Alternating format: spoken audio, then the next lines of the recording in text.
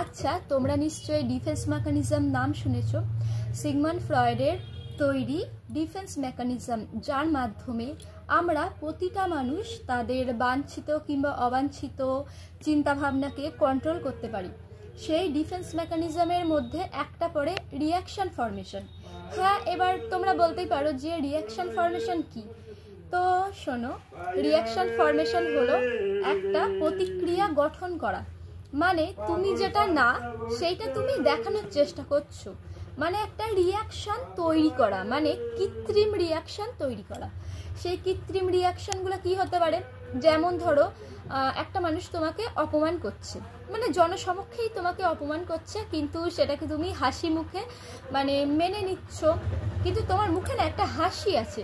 এবার সেই হাসিটা সত্যি নাকি নকল বলো তো?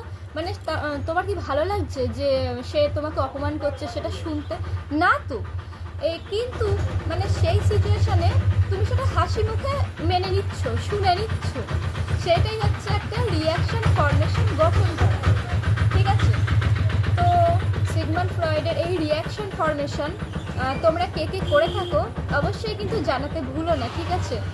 হ্যাঁ, আমাদের জীবনে প্রতিটা মানুষকেই কিন্তু এই রিয়াকশন ফরমেশনটা করতেই হয়। মানে কি দেখো, আমরা যেটা না সেটা কিন্তু কোনো কোনো মুহূর্তে আমাদের দেখাতে হয়, তাই কি না বলো? যদি আমার সঙ্গে তোমরা একমত থাকো এবং রিয়াকশন ফরমেশন তোমাদের জীবনে করে থাকো, তো আমাকে জানিয়ে